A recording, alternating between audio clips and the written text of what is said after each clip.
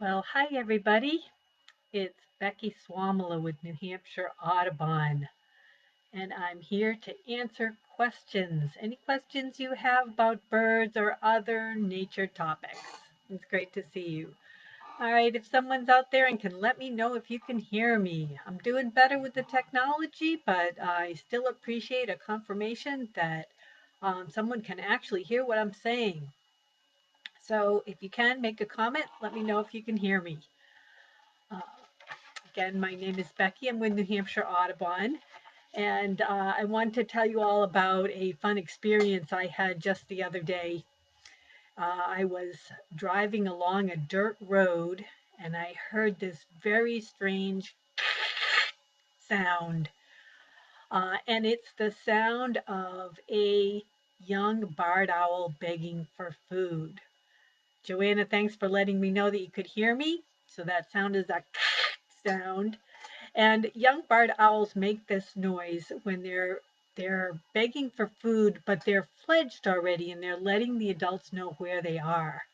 So I stopped the car because the baby barred owl sounded quite close to me, and I was able to spot it. It was on a branch over a very small stream, and there were actually two of them. And the youngster could fly. I saw it fly. It flew from one perch to another, but it still had fuzzy feathers on its head. And so it made it look like a fuzzy gray head. And it sat on a branch that spanned the stream, a very low branch, and kept looking down in the water. And barred owls will sometimes eat frogs and fish. They feed a lot on small mammals, but they have a wide variety of food. And I'm guessing that this youngster was looking for an easy meal while it waited for its parent to come and bring it some food. That was a real fun experience and very unexpected to hear that so close to the road, and it was still light out so I could see it. And watch for that video. I think we'll have that posted up on our YouTube page relatively soon. And this is the time of year when young barred owls are out and about. They can fly, but they're still being fed by their parents. Same is true probably for great horned owls and even our small owls like saw-whet owls and screech owls. They're probably all still being fed by their parents, so they're going to be making some very strange noises, begging noises, and they're usually a screechy type of noise that's quite loud so that it's easy for the adults to hear it and come to the young and bring them food. So it's a fun time of year to be out and about and watching nature. Again, this is Becky with New Hampshire Audubon. Happy to answer any questions you might have about what you've been seeing or what's in your yard, what you're hearing. Um, there's, as I said, lots happening. Uh, I want to come back to a question that got brought up on our last Q&A session about the size of a ruby-throated hummingbird. Amy had found a nest and wondered if it was a ruby-throated hummingbird, but I didn't have the nest dimensions at that time. So I've looked it up and wanted to share with you that ruby-throated hummingbirds are really, they're very tiny birds and their nests are very tiny. So the inside bowl of the nest, that little sort of inside diameter, is only 3/4 to 1 inch long. So it's very tiny, tiny nest. And it's only about 3/4 deep too. So the eggs are laid in there. The outside of the nest is only, what is it, about 1 inch to 1 3/4 inches. So again, a very, very small nest. The nest that Amy had found was had a 2 inch bowl, so that would be a larger bird, probably a warbler or a sparrow, maybe something like a chipping sparrow. Could even potentially be a vireo too. So the hummingbird nests really very, very small. if you're lucky enough to find one and spot one. So it's Becky with New Hampshire Audubon. If you have any questions, please send them my way, send some comments, and don't hesitate to ask if you've got something on your mind. Just a couple more notes about hummingbirds since we were just talking to them. We're almost at the end of July, amazingly enough. And it's actually end of July, early August is when some hummingbirds begin their migration. The males are the ones, the adult males are the ones to leave the very first. They're the earliest migrants, and they could be starting to migrate any time now. The females and the youngsters will be around for much longer. They'll be around through August. The adult females may leave sooner, but certainly the young of the year may hang on well into the beginning of September. So if you've got those feeders out, make sure to keep them out there. In this hot weather, you're going to want to change the nectar really often. It can get cloudy and milky. So the best thing to do is to, if you make a supply of nectar, keep it in the fridge and then only put out a small amount on a day so that when it gets into the 90s, you're hopefully filling your feeder maybe every day, every other day at the most. If you're looking to make your own nectar, um, all you need to do is mix together sugar and water, and it's 1 part sugar to anywhere from 4 to 8 parts water. Just bring it to a boil, let it cool naturally, and then put it in the fridge. Uh, Kathy, let me check and see what question you've got. Oh boy, a duck that is missing the top part of its beak. That's a tough one. Um, is it able to feed itself on its own now? And I don't know a lot about duck bills as to whether it might regrow. Is it a young duck? Is it a small duckling or is it a full-size duck? Can it feed itself now? Um, if it can feed itself now, you may not want to do anything. If it can't feed itself, then that may require some advice from a licensed wildlife rehabilitator. And the rehabilitators, there's a list of them on the New Hampshire Fish and Game website. We also have some resources at New Hampshire Audubon, but we usually direct people to the Fish and Game website. Wildlife rehabilitators have to be licensed. Fish and Game has a list, and they show where the wildlife rehabilitator is, what area they're in, and give the contact information.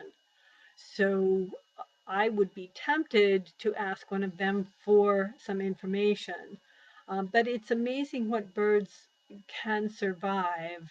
And so send me a little bit more information about what the duck's doing now. And also, if you know what kind of duck it is, I'm guessing it's probably a mallard, which is the most common duck that we would see in local lakes and beaches and rivers at this time of year. So let's see if that may be what it is. Um, and sometimes they have injuries, but if it's a youngster, it also could be a deformity, and that might be something really hard to deal with. Um, so Kathy, send me a little more information on that. Um, we're mentioned hummingbirds. Oh, Kathy, thank you, Kathy. It's older and flighted, being fed by people. Okay. It sounds like it's able to eat. You may just want to monitor the situation and keep an eye on it. If it can fly well, if it's getting food, then it's doing as well as it can be doing. And then if you see that it starts to fail and do poorly, then I would by all means contact a wildlife rehabilitator. But if you want to just ask some questions, they're the sort of the best folks to check with on advice on that kind of situation because I do not know if bill repairs can be done or if bills can regrow, and they might have that information. So thanks for being concerned about the bird, and keep an eye on it, see what happens. If you have further questions, Kathy and anybody else, you can always send an email to us. You can send it to our volunteer naturalist at birds, etc., BIRDSETC at nhaudubon.org, and they can help you if I'm not live on Facebook like I am now. So I wanted to mention one other thing with hummingbirds, which is kind of fun that I saw just the other day. I was looking at the bee balm in my garden, and bee balm is a reddish flower. It has long tubular type flowers all clustered together at the top of the stem. And I saw what could look for all the world like a tiny hummingbird, a little tiny hummingbird buzzing around. And what it actually was a hummingbird moth. They're also called clearwing moths. And there are a couple of different species that we have in New Hampshire. And they gather nectar at flowers just like hummingbirds do. They have a long tongue that when they're feeding on the flower, you can see it stretched out, but then it curls back in underneath them when they're flying around. So they have a couple of different colors. They can look rusty colored, or they have a little greenish and black phase as well. And different species look slightly different. But look out for them. I have not heard of them coming to hummingbird feeders, but definitely coming to flowers that have nectar. And that's a hummingbird moth. So, all right, don't hesitate. Send in any other questions along. I'll do what I can to help answer them. It's Becky with New Hampshire Audubon.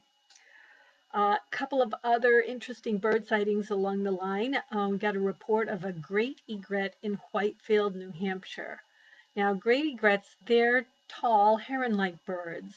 Many of you know great blue herons, but the great egrets are smaller than that. But they have the long legs and the long neck and the long bill. But they're all white. And we have two all-white herons. They're actually both egrets.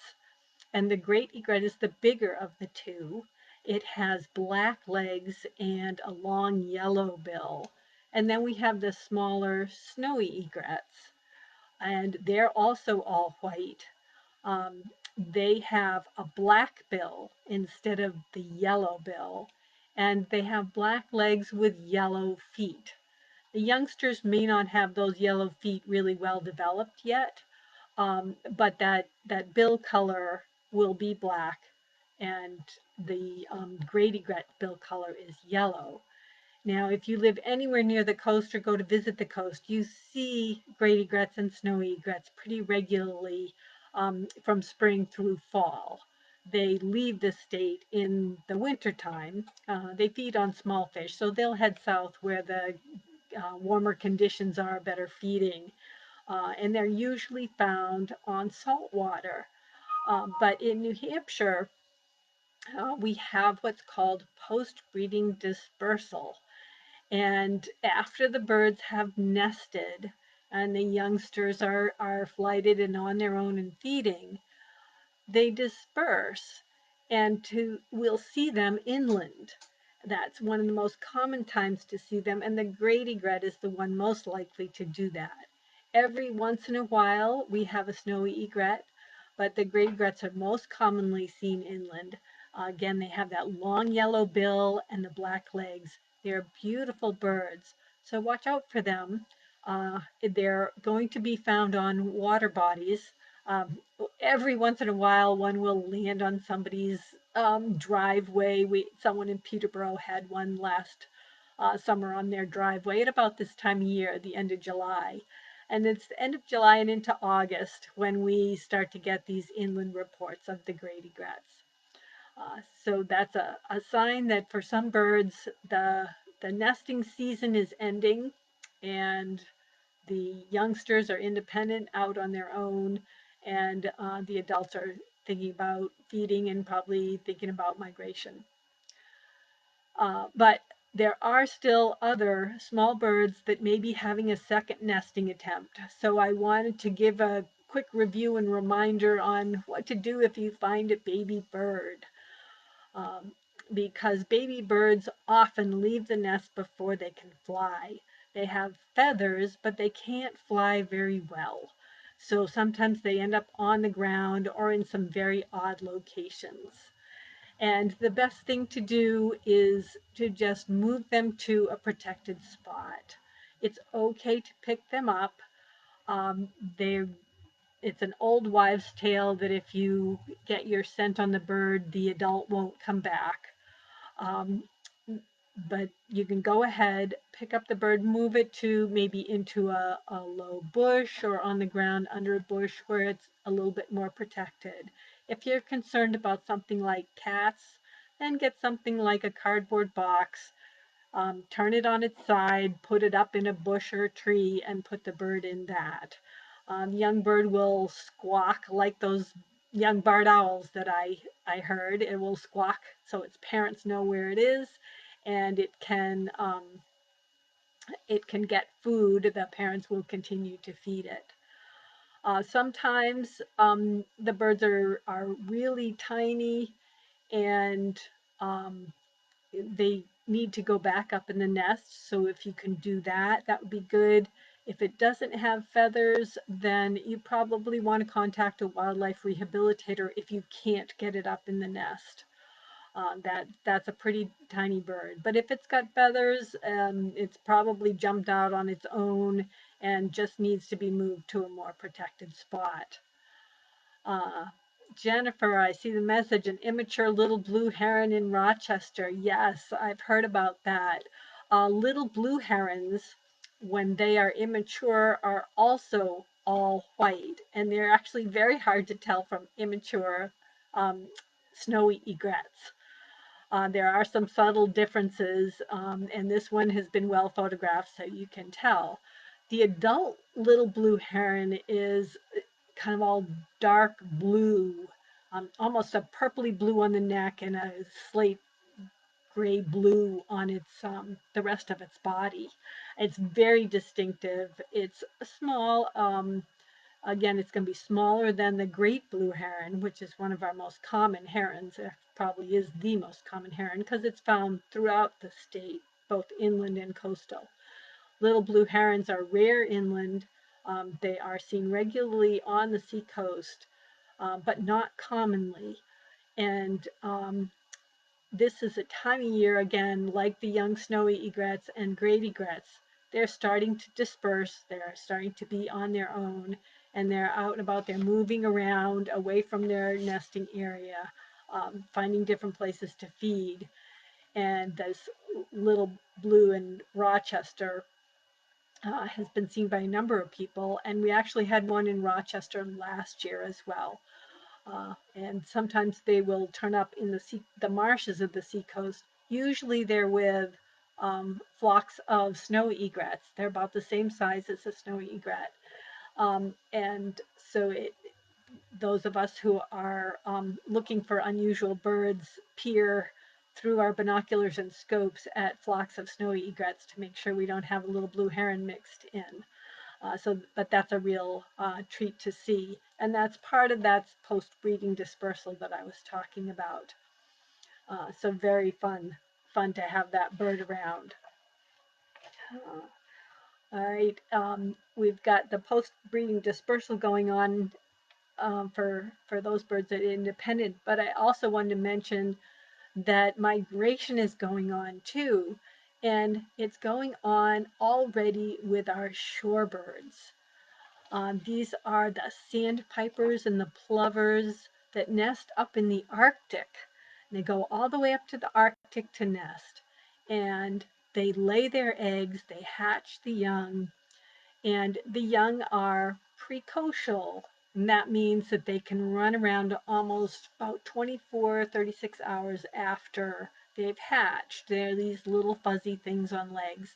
The killdeer is one of the shorebirds that also has precocial young that we see nesting in New Hampshire. It's an inland nester. It's not an Arctic nester. But most of the shorebirds nest up in the Arctic. And they take advantage of that short, buggy season when there's lots of bug life and lots of feed for the youngsters. And once the youngsters reach a certain sort of size and age, the adults will leave. And they start to leave in sort of mid July, end of July. The young ones won't come through until end of August and September. And the journey they make is remarkable. They go from the Arctic all the way down to South America, many of these species. And some of them stop at critical staging places. Semi-palmated sandpipers stop at the Bay of Fundy and they double their weight there before they fly to South America. It's just amazing. On the northward journey, the Chesapeake Bay is a critical spot where the shorebirds stop to refuel on horseshoe crab eggs when the horseshoe crabs are laying their eggs. And it's just an amazing story. And because of some of the threats to the horseshoe crabs from over harvesting, and threats from climate change. Many of the shorebirds are experiencing some declining populations, some quite severe, like the red knot. And it's a very complicated conservation issue because of the climate change impacts in the Arctic, the effects of um, pollution and harvesting and climate change on their stopover sites and then also on their wintering grounds. Some countries still allow hunting of shorebirds in the southern hemisphere. So it's challenging for these birds, but it's an amazing journey that they take to go back and forth. All right, if you have any other questions out here or observations, don't hesitate to send them along. Again, it's Becky with New Hampshire Audubon. Happy to help if I can. Uh, and let's see, I gave you a reminder about the baby birds. And I thought I'd mention a couple of other things that are happening right now. Um, I'm interested not only in birds myself, but also in moths and butterflies. And one of the moths that many of you may know is the tomato hornworm. And I also have a garden, and the tomato hornworm eats tomato plants. And when they get to be good size, their full adult size is about this big. They're these big green um, eating machines, and they can demolish the tops of a tomato plant pretty quickly. So I'm always on the alert for them, and we've just started to see them. And thought I'd try and show you a little picture. The moth of the tomato hornworm is a sphinx moth. It's pretty good size. Sphinx are also sometimes called hawk moths. And the tomato hornworm moth is a big gray one. And I'm going to hold up the book and see. Let's see. Whoa, too close, too close. There we go. So there are two very similar types of tomato hornworms. They eat tomato and tobacco, but they're all big and green and about easily as long as my finger. And here are the moths that they become. There we go. Actually, this one's up here. So those are just starting to show up in our gardens. And they have a predator, a parasitic wasp, that can lay eggs inside the caterpillar body. And then the caterpillars form these little white pupa on top of the caterpillar. So if you see a hornworm with these little white, almost look like little white oval eggs on top of its back, um, leave it there. The wasps will kill the caterpillar, and then they will hatch, mate, and lay more eggs. So it's a natural biological control of the tomato hornworms. So when you're looking at your tomato plants, and you see a tomato hornworm that has those white egg-like things on its back, just leave it there. The caterpillar will die, and you'll be increasing the biological control uh, for those tomato hornworms. Um, all right, what else is happening in the nature world right now? I've got lots of birds in my yard, so it's very fun. What else did I want to mention? Uh, Tomato hornworms, tiny hummers.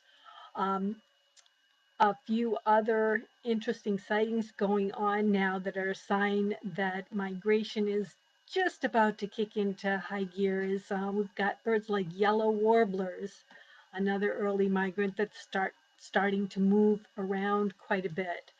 I haven't had them in my garden for a while, and they're just starting to show up.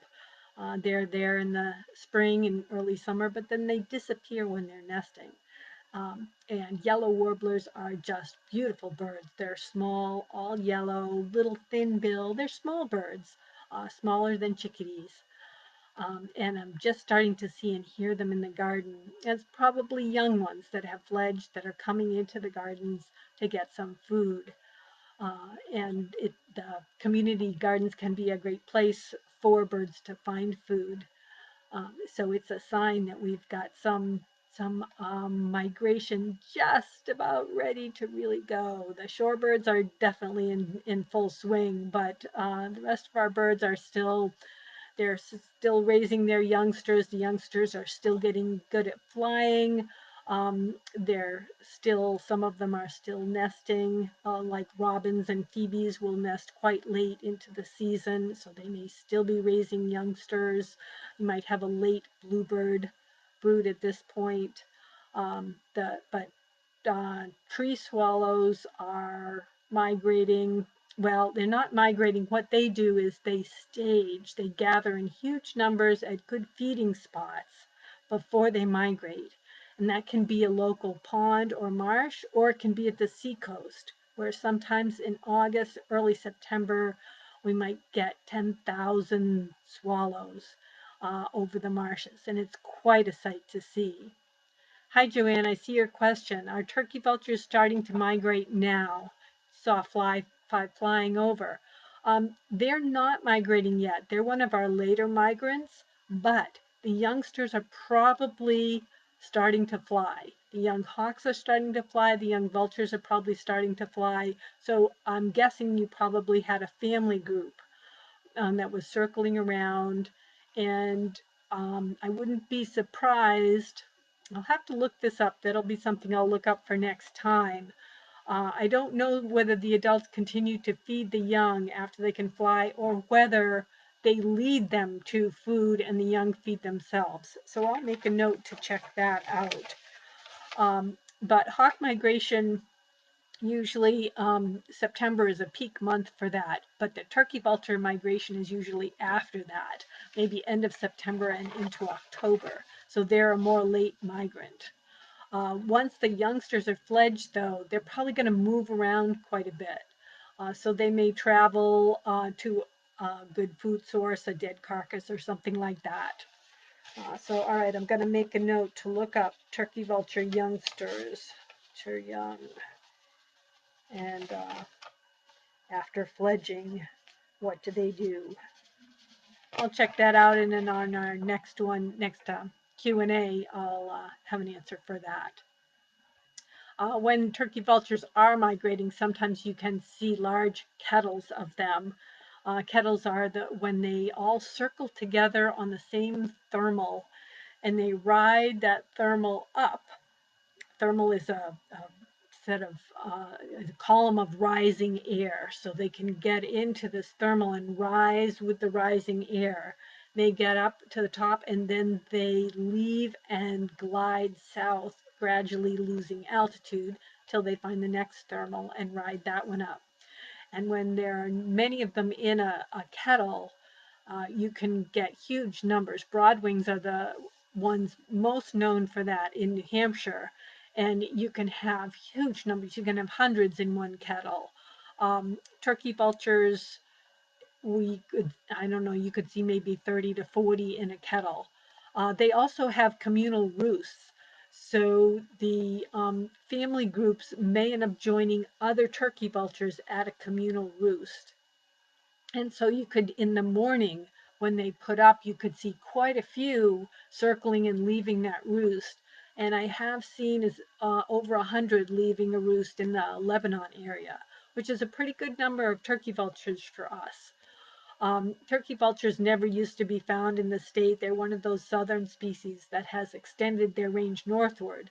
Now they're all the way up, they're through the state and up into Canada. So you can see them anywhere, but we don't have the same kind of numbers that they have in the southern states.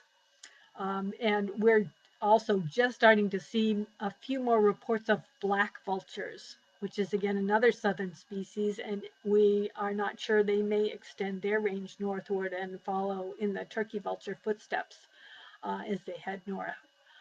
Um, Turkey vultures, I mentioned they will migrate. So seeing them in the wintertime is pretty unusual. We get occasional reports from the southern part of the state, particularly the Exeter area over the winter. But right now they're still pretty scattered around. But I would expect the communal roosts to start forming as the young ones become fledged and ready to fly on their own. So, all right, any other questions out there? It's Becky with New Hampshire Audubon. We'll sign off in just a moment or two, but I figured I'd give you a moment to ask any other questions that you might have. Um, and to mention that the trails on the New Hampshire Audubon properties are open. Our McLean Center trails are open in Concord. Um, there are no restroom facilities, but you're welcome to use the trails. So please come take a look outside and watch, see what you can find on some of the trails.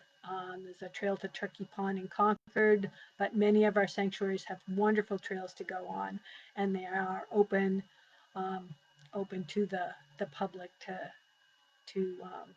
enjoy on this social distancing time. It's a great activity. If you see anything interesting, don't hesitate to send us an email, or if you have questions, again, you can email the volunteer naturalist at birds, etc., BIRDSETC at nhaudubon.org. We appreciate any of your support. And before I go, Jennifer, yes, we've had an unusual number of cuckoos this year, particularly yellow-billed cuckoos. And I oftentimes have trouble finding yellow-billed cuckoos. And this year I've had quite a few, as have a number of other people. So they've been remarked on. Both cuckoos will feed on caterpillars, hairy caterpillars, like gypsy moth caterpillars. And their numbers will often rise with a gypsy moth outbreak. I haven't heard about a caterpillar outbreak, at least not in New Hampshire, which makes me wonder if maybe there is one in a nearby state. Maybe Massachusetts has a gypsy moth outbreak, and that's increased the yellow-billed cuckoo population. I'll be interested to see if anything turns up, but there's no outbreak that I know about or that I've seen either. When we have a gypsy moth outbreak, or actually any caterpillar type of outbreak, you usually see the defoliated trees. There'll be big patches where the trees have been defoliated with the caterpillars just eating the leaves. And with something like a gypsy moth, it's oftentimes the oak trees. And I haven't seen that anywhere, haven't heard about it anywhere. But I'll have to take a look. I'll make a note of that and to see if I can find if there's any outbreak uh, outside of New Hampshire that's close to us, but not within the state. So I'm going to jot that down. Caterpillar outbreak. Outbreak. And see if I can get any information on that. All right, well, thank you all very much. Nice to see the questions coming in. Really appreciate your being here. And We appreciate any support you can provide to New Hampshire Audubon. All gifts are welcome of any size. You can donate on our website. Thank you so much for joining me. Appreciate it. Have a great day and be well.